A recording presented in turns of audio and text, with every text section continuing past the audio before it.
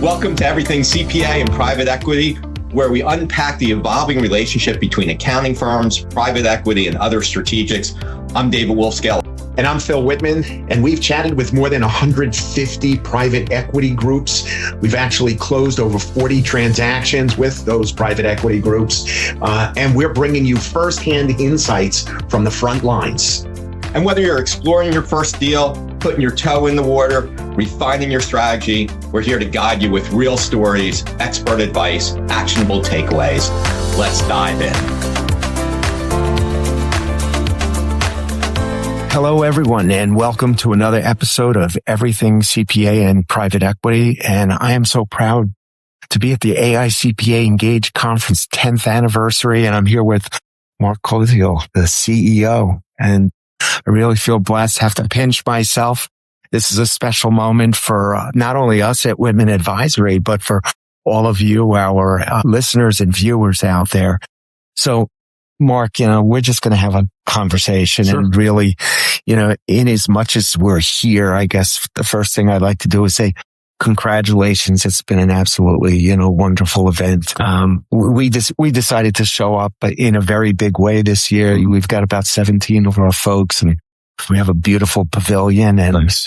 It's really the way to go. And all you folks have just been really, really kind and special. And I want to thank you for and it's thanking the team. The team did an incredible job this year, from the selection of the keynotes to just making sure that everyone's experience was just top notch. It's been a lot of excitement and just really well run, and the team did an incredible job.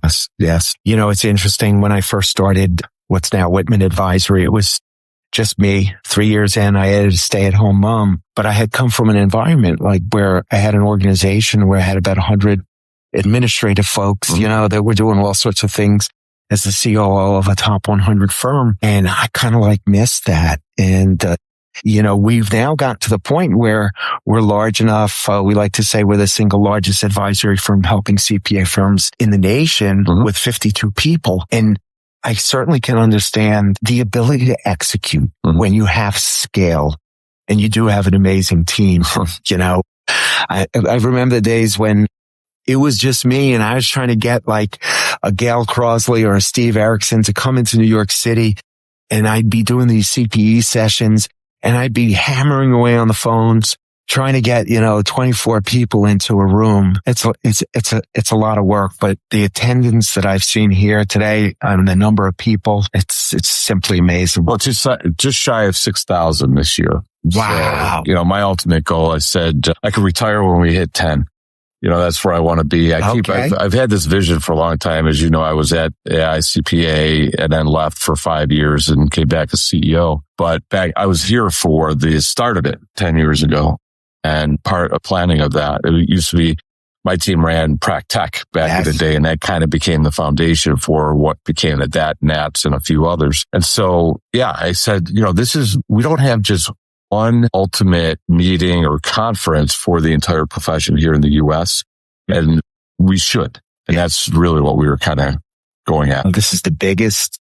This has been the best. This has been really awesome. That's good. And I look around, I see people with smiles, and I was very, very, very thankful for this. So I kind of want to shift in, and we'll keep this kind of casual. Mm-hmm. There's a lot going on in our industry. There is. And no matter who you speak with, if they're an influencer or a voice that's heard in our profession, you keep hearing there's never been as much change in our profession as what we're seeing now. Share, from your perspective, because as you said, you were at the AICPA, and I believe when you detoured out, you spent some time at Lineal, a great international association of firms. Some great clients of ours are there.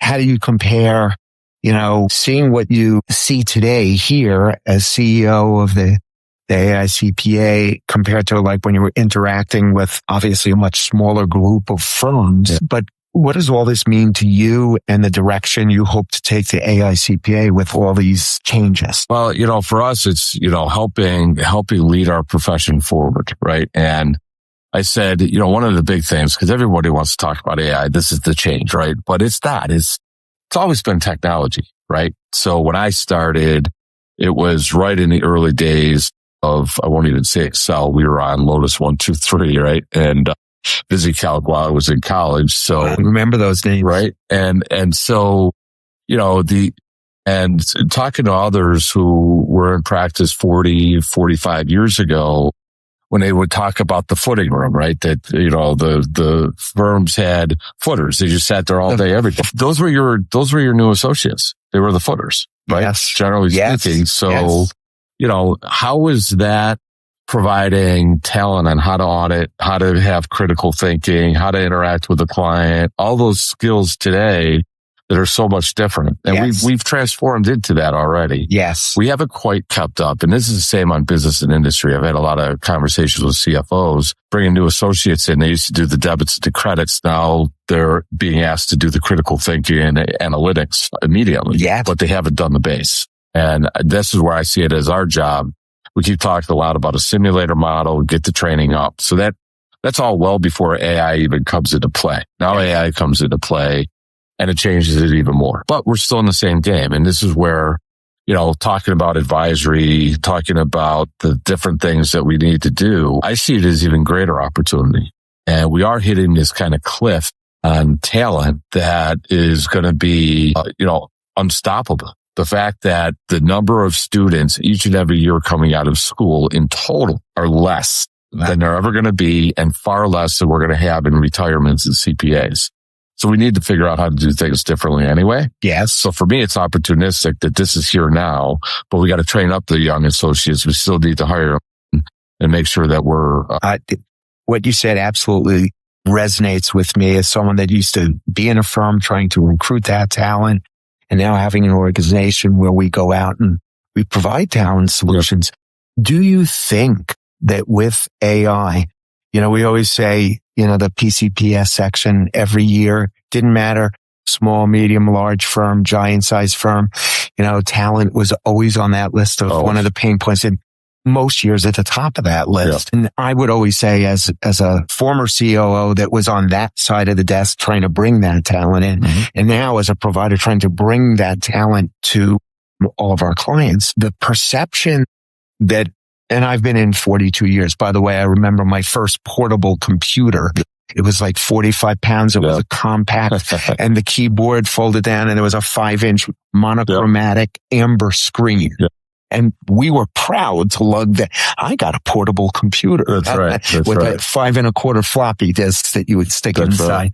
But in any event, as it relates to talent, the Big Four historically hire about 75% of all graduates. Now, when you and I went to school, the Big Four went to select schools. They didn't hire everyone from every school.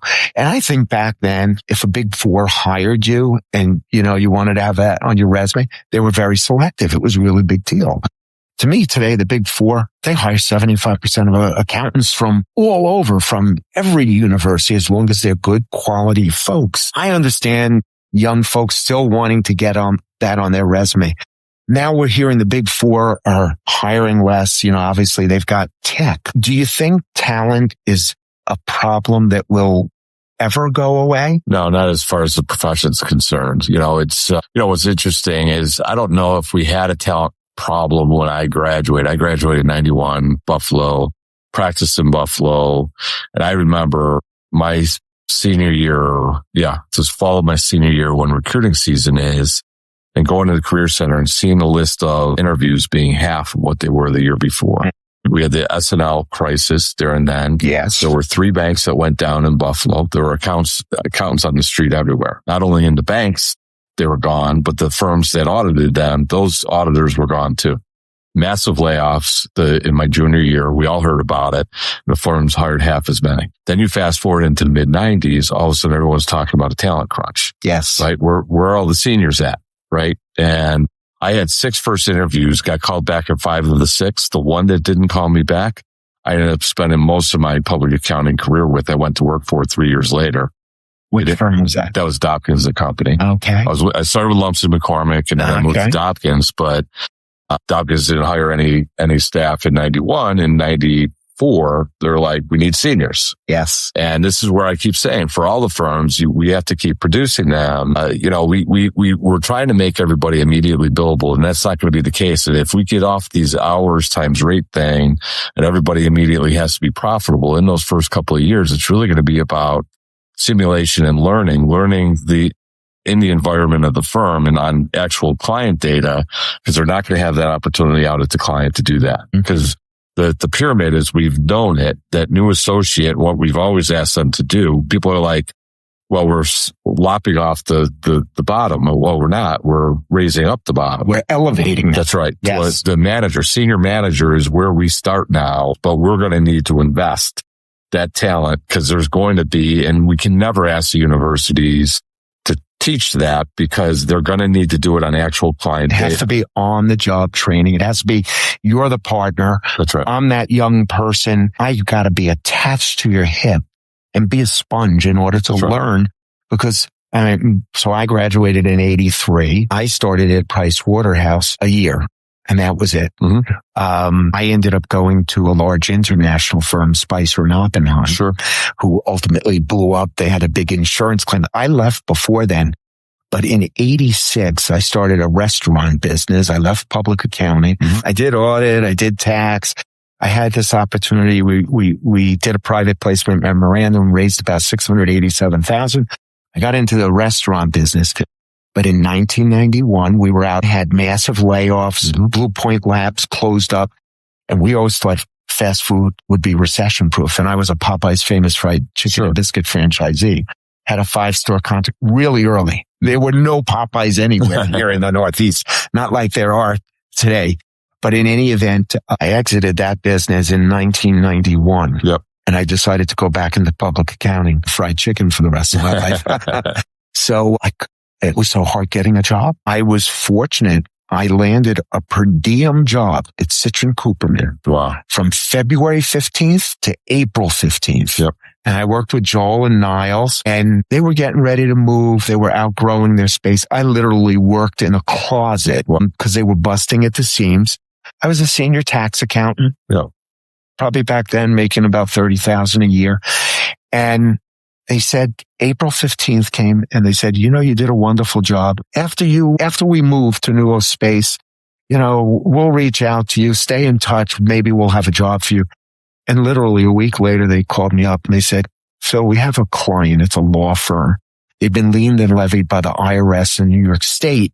Can you go in, straighten them out, 6 to 8 weeks, and by then we will have moved and we'll have a place for you. That's great. And that's how my practice management career was born. But 1991, firms were not hiring. That's right. I mean, for me, it was a per diem job. And, that was in the day, though, that you couldn't go online. No. There was no online. It was like I'd be looking through. At one point, the New York Times would have 5, 6, 7 pages of accountant jobs. And in 1991, maybe there was like one column. That's right. And, and that's the thing. But it also shows the resiliency of the profession that 91, we suffered through that. And by 94, we're short. Yes. And then I don't know that we've ever recovered since, to be honest. That I remember now the shortage ever since. But careful of yes and no. But part of the issue is, and this year especially, we actually have a surplus of candidates because of the change. And 40 states have already passed adding a bachelor's plus 2. Yep. So you have bachelor students and 150-hour students all coming out at the same time in 2026. Yes. So more than we've seen. And, and this is why, and going back to the simulator model and talking about this, why it's important to the firms, American Airlines hires pilots, but once they hire the pilots, they bring them to their simulators. Yes. To learn on American Airlines equipment. They don't do it in the air. Nope. They do it down in Miami. I actually have a neighbor who is a trainer for American Airlines at the Miami simulator. My son is a pilot. He went to Embry-Riddle. And you're absolutely right. He went to train on a Pilatus PC-12. He didn't go up in a plane. He spent 10, 12 hours in a simulator. It was like real. That's right. But on the ground and safe, and you're not going to crash a $10, $12 million We don't want new associates crashing our clients either. So let's get them in a simulator. Exactly. They can learn there. You can even have client analogy. Yeah. And so we're building the simulator. It'll be scalable to all size firms. And I'm excited about that. That is part of our job to really help move the profession forward with that, I think. So talent is absolutely something we're keeping a pulse on.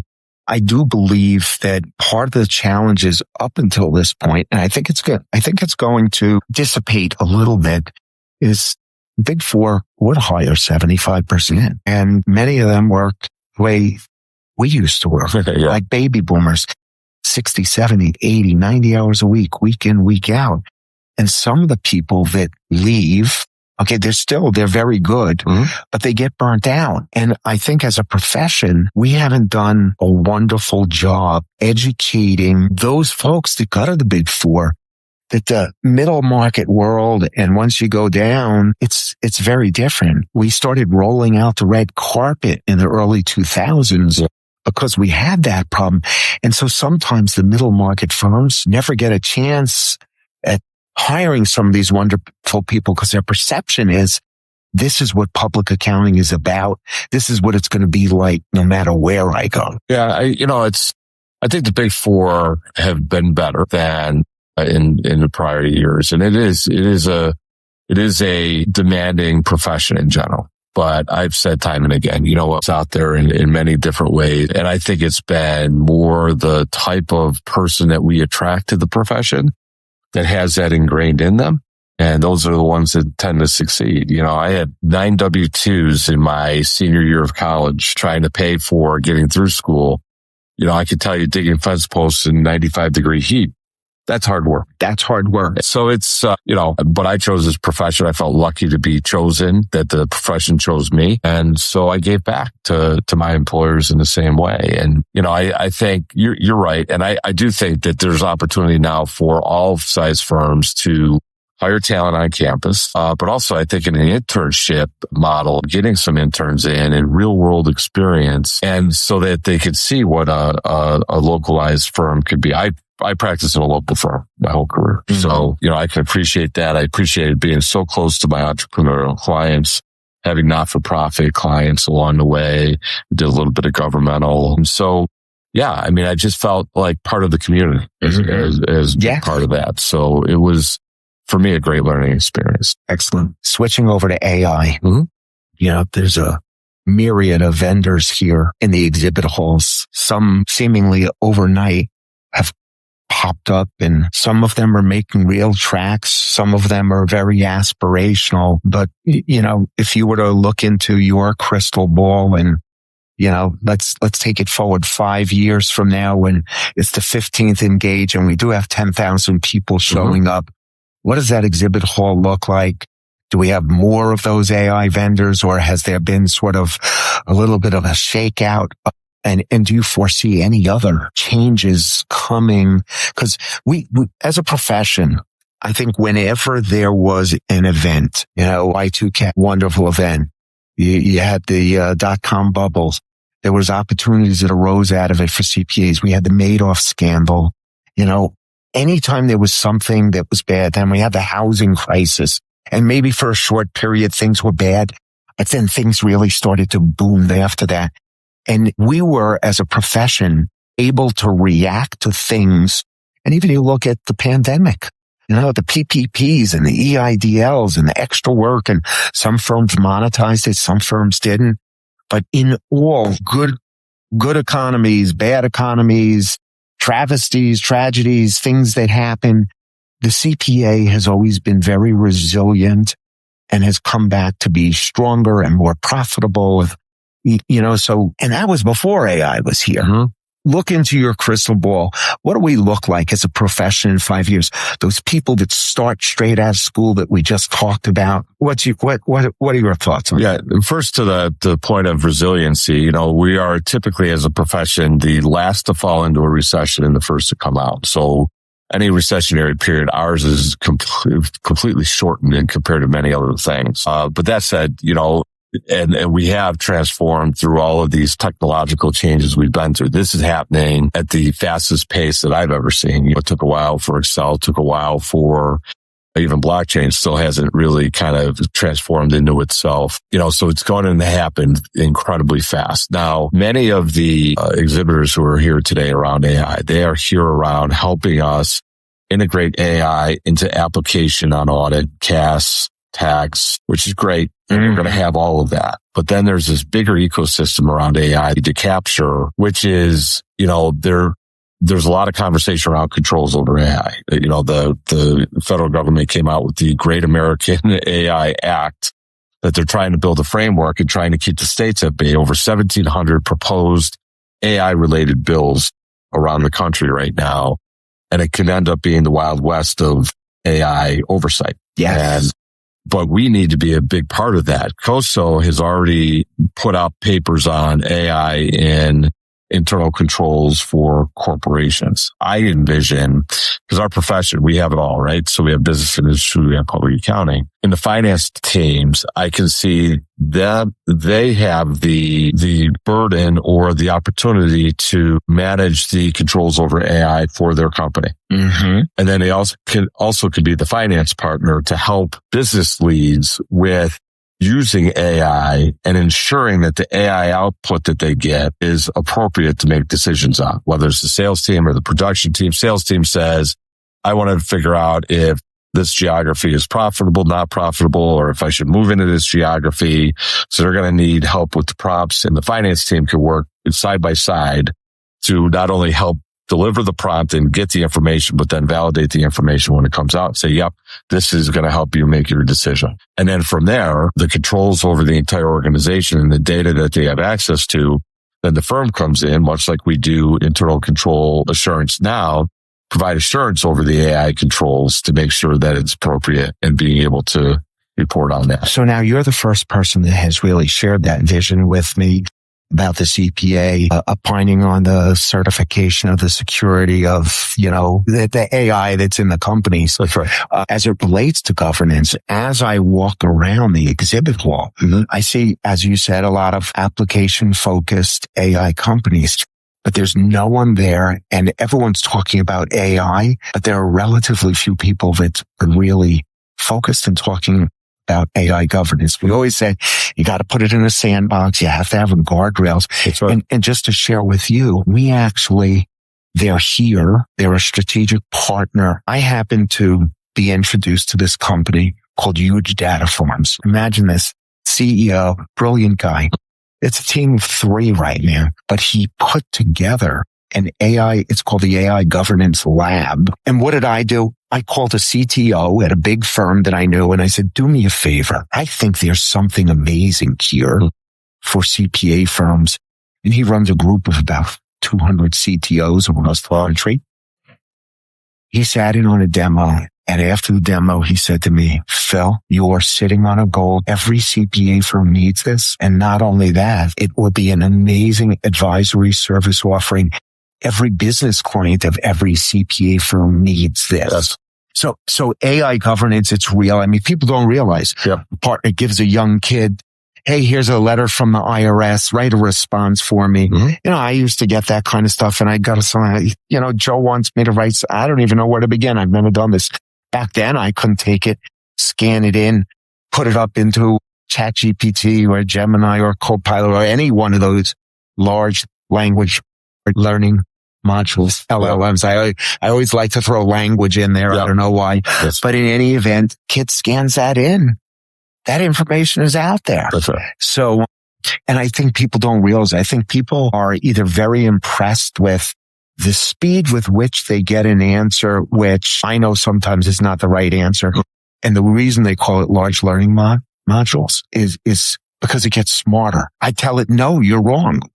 Or what about this? Have you considered this? Oh, you're right. By the way, and then it becomes smarter and smarter. Right. But, AI governance, I think it's critical. I think we're going to see, we've seen rogue AI tools start to buy cryptocurrency on their own and get into people's emails. So, I always tell people, you have to be inquisitive. You have to explore this stuff, but you have to be very, very careful. Sure.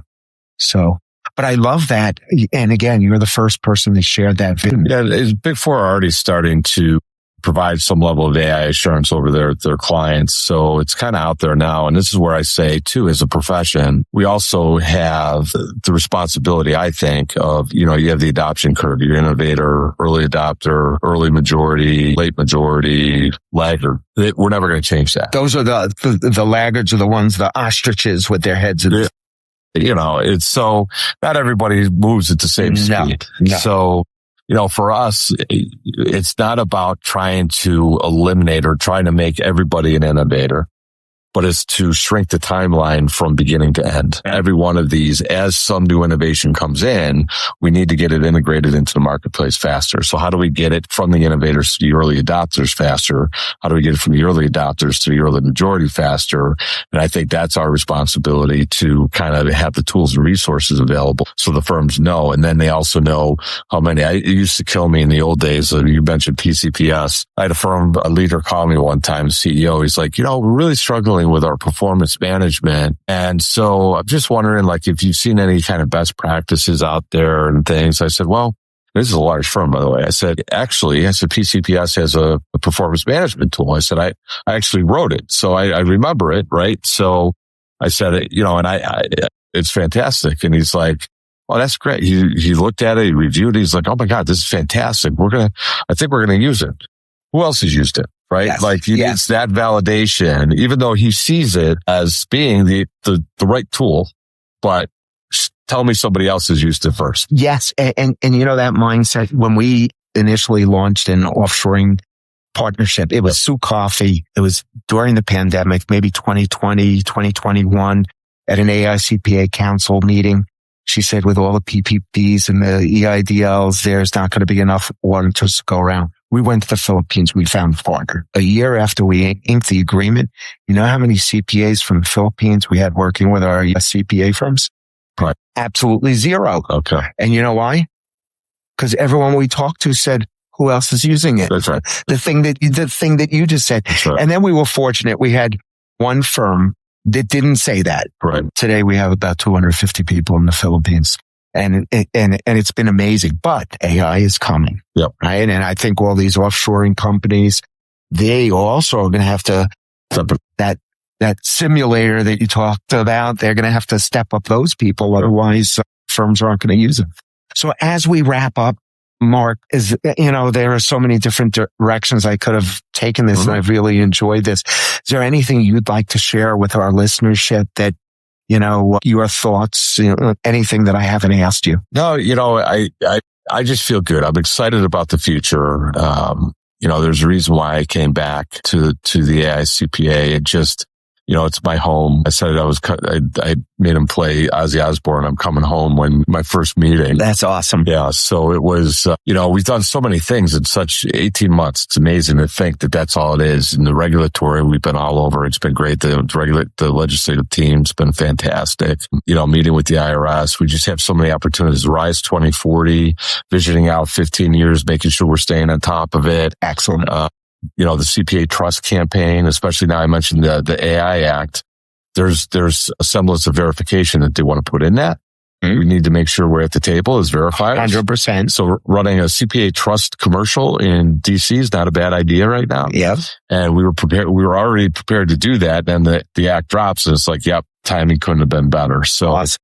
For us, it's just re-engaging the profession and making sure that we're all on top of it, and being the stewards that we need to be, that there are going to be many CPAs that will follow us and be as successful as we are. So awesome. Great. Thank you, Mark. Thank you. For our listeners out there, it's been a pleasure to be here in Las Vegas at the Aria Hotel. We're with Mark Koziel, CEO of the AICPA.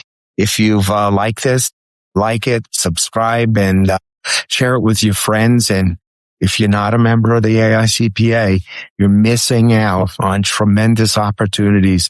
The collaboration, the networking, it's absolutely worth every penny of your dues. So if you're not a member, please, this is what you get. Some wonderful thought leadership with an amazing team behind them. Again, Mark, I thank you so much. Thank you, Phil. Thank you, everyone. Thank you for tuning into Everything CPA and Private Equity. Every episode brings fresh insight. However, there's always more to talk about. Don't miss an episode. Subscribe wherever you watch podcasts. Have a question or topic you'd like us to cover? We'd love for you to reach out to us. Together, we will help you navigate this dynamic landscape so that we can help you achieve your goals. Until next time, keep making moves that matter. Thanks for listening, and we'll see you on the next episode.